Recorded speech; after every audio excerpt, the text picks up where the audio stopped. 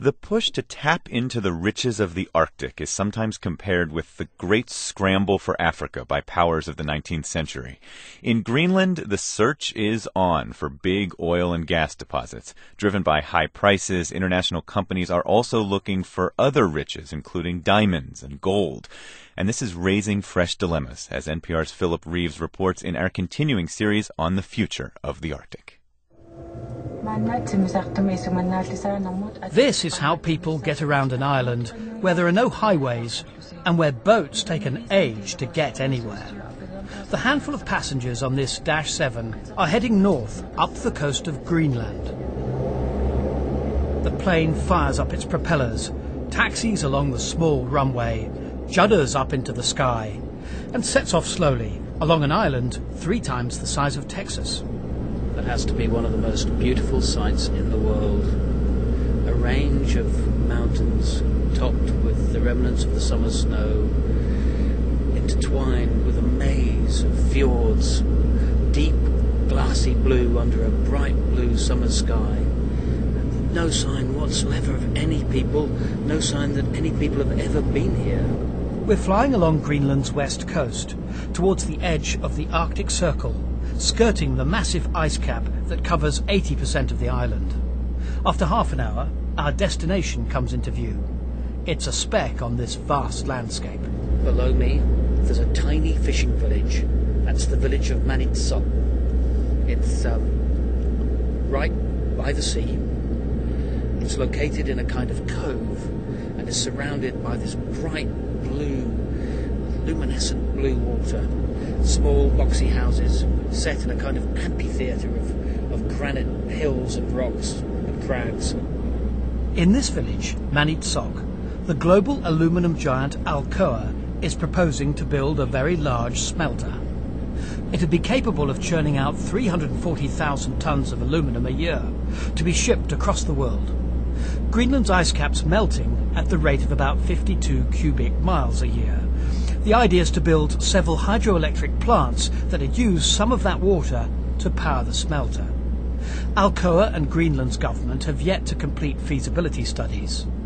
If the project goes ahead, it would be one of the largest investments in Greenland's history. We circle above Manitsok for a while. Then, this. Fog has rolled in from the ocean, swallowing up Manitsok's airstrip, so we can't land. We head back to where we came from, to Nuuk, Greenland's capital. Herman Bertelsen drives a cab in Nuuk. He's actually from Manitsok, but moved out to find work as there was none at home. Bertelsen hopes the smelter will be built. I think Alcoa could be good if it happens. Good for the village and for Greenland. People need jobs. Some other Greenlanders, not from Manitsok, take a different view. Akaluk Lenga of the Inuit Circumpolar Council worries about the social and environmental impact. That community have decided they will have a good life for the next 100 years. But we are saying, in fact, it's not for you. You have to be very careful when you are giving away. And I think it's way out of touch when we are helping a multinational company like Alcoa gaining their feet in Greenland. Plenty of others are also gaining a foothold. Greenland is a dependency of Denmark, but it has self-rule and controls its mineral rights.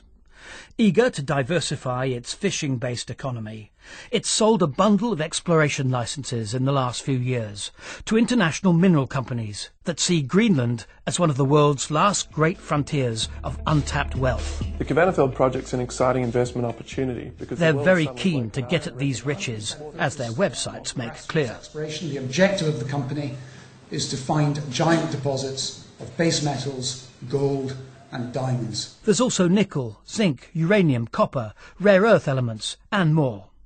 Explorations driven by high global demand, especially from rapidly rising China. One British-based company, London Mining, is developing a big iron ore mine on the edge of Greenland's ice cap, close to the Arctic Circle. Chief Executive Graham Hosey says the conditions are right. Greenland is a wonderful place because it is effectively European law, and it's a very politically stable country. It is remote, yet conditions on the ground are good too, says Hosey. Plenty of water, which is key. Good resource, good deposit. It's just cold in a new frontier, but not too cold. The company plans to build a pipeline to send its product to Greenland's coast some 60 miles away, to be shipped out worldwide. Hosey says one environmental issue did come up. Because there's caribou, so reindeer hunting grounds for the local hunters, and they don't want them to be disrupted. So it was about putting ramps so that the caribou can cross the pipeline. Greenland's had a taste of industrialization before. This is a giant Soviet-style apartment block in the middle of Nuuk. It's crumbling, reeking and covered in graffiti. Although only mid-morning, an old woman staggers up, clutching a beer. The world's changing, she says, despairingly.